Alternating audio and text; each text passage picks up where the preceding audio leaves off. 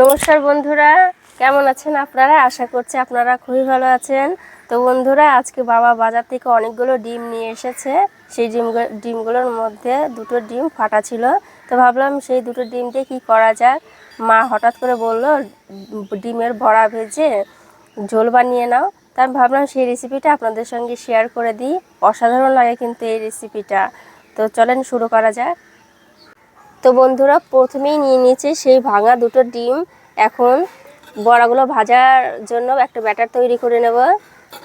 আর নিয়ে নিয়েছি কিছুটা বেসনটা এখন একটা পাত্রে ঢেলে নিচ্ছি।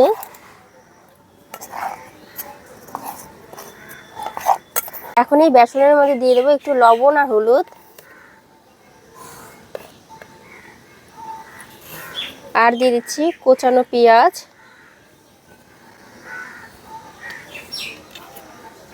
এখন দুটো কাঁচা লঙ্কা কেটে দিয়ে দিচ্ছি।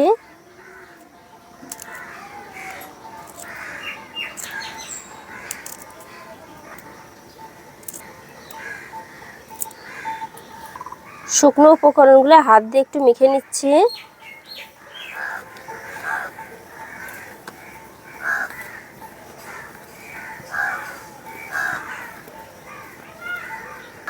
এখন এর মধ্যে ডিম দিয়ে মেখে নেব।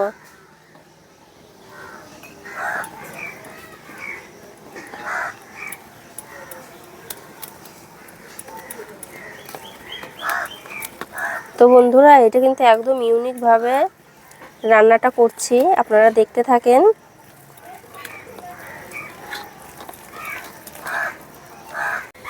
খুব সুন্দর করে মেখে নিয়েছি, এখন বড়াটা ভেজে নেব।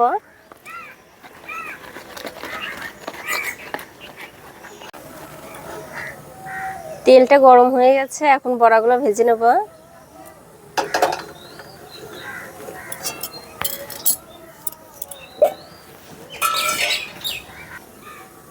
এখন ছোট ছোট করে দিয়ে বড়া ভেজে নেব।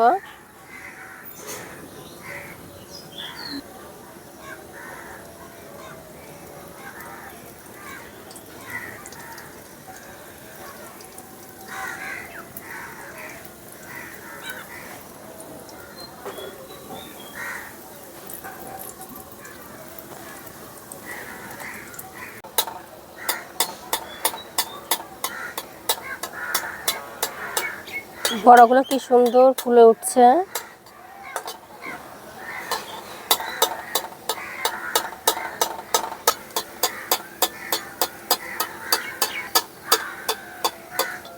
বড়াগুলো কিন্তু খুব সুন্দর হয়ে ফুলে গেছে। এখন উল্টিয়ে দিচ্ছি,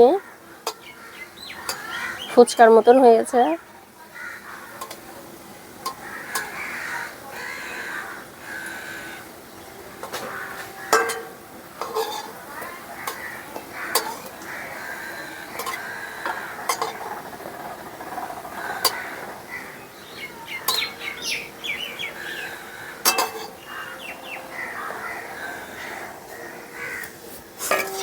এখন তুলে নিচ্ছি বড়াগুলো।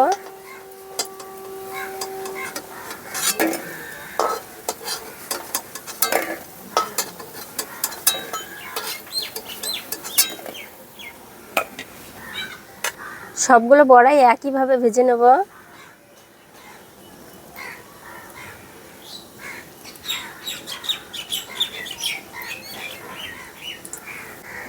বন রুটির মতন ফুলে ফুলে উঠেছে।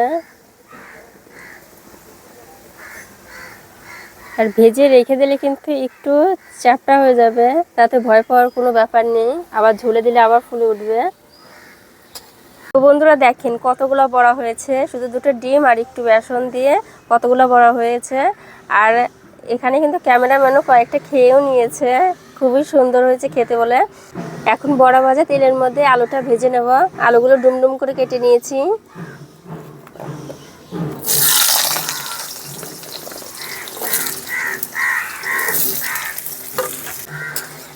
আমাদের বাড়ির সবাই আলু খেতে খুবই পছন্দ করে, তাই এই ডিমের রেসিপিতে আলু দিচ্ছি। আপনারা চাইলে নাও দিতে পারেন। আলুটাকে লাল করে ভেজে নেব, তার জন্য নাড়াচাড়া করে ঢাকা দিয়ে ধুয়ে দিচ্ছি। আলুটাকে লাল করে ভেজে নিয়েছি, এখন তুলে নিচ্ছি। যে সকল বন্ধুরা আমার চ্যানেলে নতুন তাদের কাছে অনুরোধ রইল আমার চ্যানেলটাকে সাবস্ক্রাইব করে রাখবেন এরকম নতুন নতুন রেসিপি পেতে। তো বন্ধুরা ডিমের বড়া ভাজাও হয়ে গেল, আলুগুলোও ভাজা হয়ে গেলো। এখন ওই তেলের মধ্যে আরেকটু তেল দিয়ে দিয়েছি। এখন সম্বারাটা দিয়ে দেবো। তার জন্য দিয়ে দিচ্ছি তেজপাতা, একটু গোটা জিরে আর একটু গোটা গরম মশলা দিয়ে দিচ্ছি।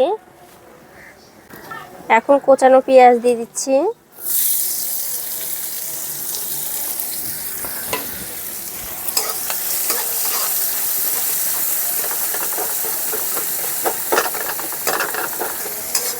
এখন পেঁয়াজটাকে একটু ভাজা ভাজা করে নেব। তো বন্ধুরা আমি পেঁয়াজটা ভাজতে ভাজতে আপনাদের সঙ্গে একটু গল্প করে নিই। আপনারা যারা আমার ভিডিও দেখেন তারা হয়তো দেখেই বুঝতে পারেন যে আমি অত দামি দামি কিছু ইউজ করি না। যেরকম গ্রামে আমরা রান্না করে বাড়িতে খাই সেভাবেই দেখানোর চেষ্টা করি, সবাই যেন আমার রেসিপি দেখে রান্নাটা করে নিতে পারে। অনেকেই ভিডিওতে রান্না করে যে কাজু বাদাম বেটে দিল, পেস্তা বেটে দিল, তা আমি ওইভাবে কিছুই দিই না। কিন্তু আমি বলবো না যে ওদের রেসিপিটা খারাপ হয়, ওদের রেসিপিটা খুবই সুন্দর হয়। আর সবার কাছে তো আর সব কিছু থাকে না রান্না করার সময়, শুধু আমরা ভিডিওটা দেখি ফোনে কিন্তু রান্না করতে পারি না। আমার এই রেসিপি দেখে আপনারা অনায়াসে বাড়িতে রান্না করতে পারেন। তো আপনাদের কেমন লাগে আমার রেসিপিটা আমাকে কিন্তু কমেন্টে জানাবেন। আপনাদের সঙ্গে গল্প করতে করতে কিন্তু পেঁয়াজটাও খুব সুন্দর করে ভেজে নিয়েছি। এখন দিয়ে দিচ্ছি আদা রসুনের পেস্ট,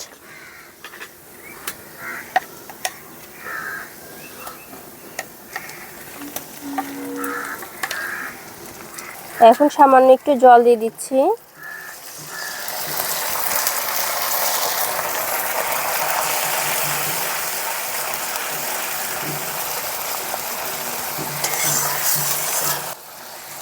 আপনাদের সঙ্গে যে গল্পটা আমি করলাম সেই গল্পটা কিন্তু বাস্তব কথা।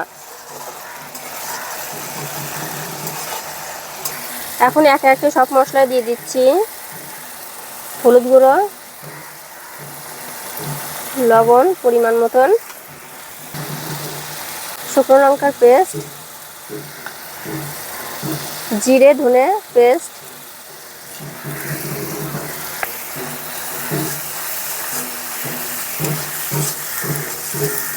এখন সব মশলাগুলোকে ঢাকা দিয়ে তেল ছাড়া অবধি কষিয়ে নেব। মশলাটা অনেকটাই কষে গেছে। এখন এর মধ্যে দিয়ে দিচ্ছি ভেজে রাখা আলুগুলো দিয়েও একটু মশলাটা কষিয়ে নেব।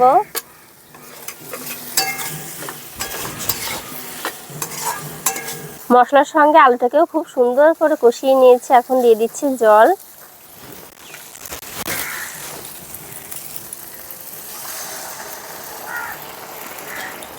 তো বন্ধুরা এখন শুধু ঝোলটা ফোটার অপেক্ষায়, ঝোলটা ফুটুক, তারপর ভেজে রাখা বড়াগুলো দিয়ে দেবো ঝোলের মধ্যে। এই তো ঝোলটা ফুটে গেছে, এখন দিয়ে দিচ্ছি ভেজে রাখা বড়াগুলো।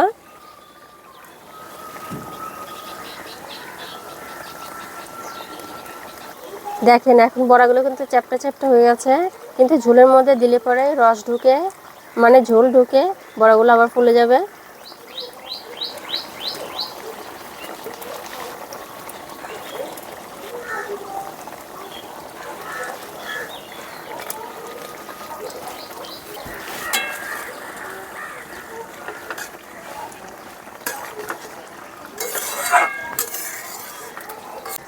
তো বন্ধুরা দেখতেই পেলেন আপনারা খুব সহজে আর কম সময়ের মধ্যে কিন্তু এই ডিমের বড়ার রেসিপিটা হয়ে গেল। কেমন লাগলো এই রেসিপিটা কমেন্টে জানাবেন আর চ্যানেলটাকে সাবস্ক্রাইব করে রাখবেন। ধন্যবাদ।